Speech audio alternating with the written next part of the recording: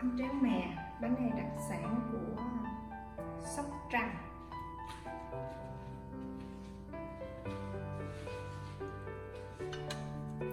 Ở bên đây thì bếp là điện từ, bên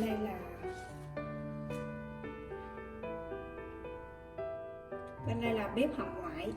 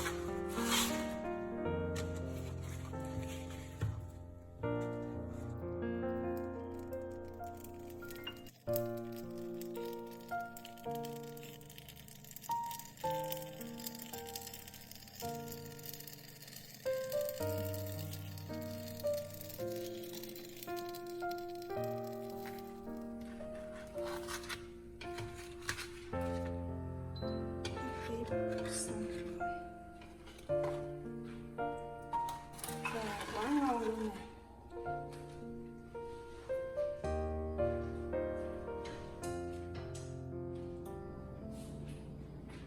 Bánh tráng nướng xong rồi nè cả nhà, thơm quá.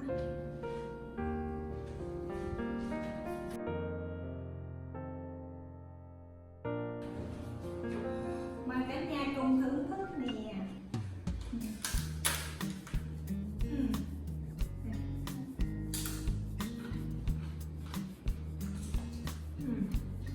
Bánh này béo bột sữa và rất là thơm nha.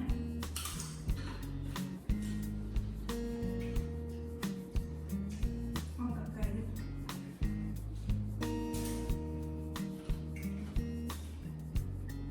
Này là bánh đặc sản của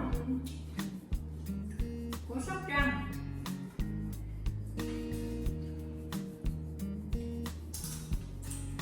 Bữa đó có người em tặng.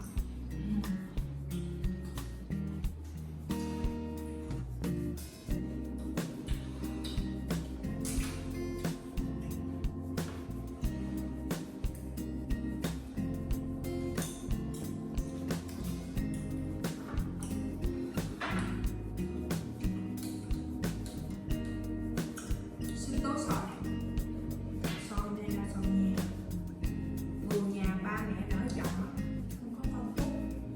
Rồi cây hôm bữa mùa nhiều quá cái nở gọn sạch để vô ngăn đông. Là mỗi khi mà mình uống á, lấy ra mình xay sinh tố mình uống.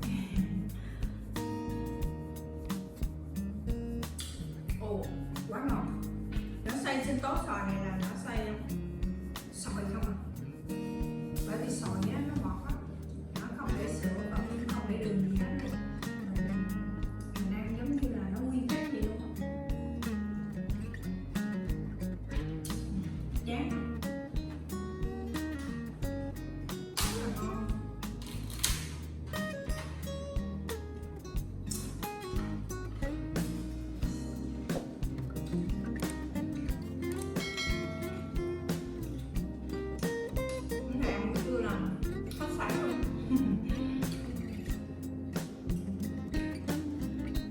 Rồi, nó xin tạm biệt tại đây nha.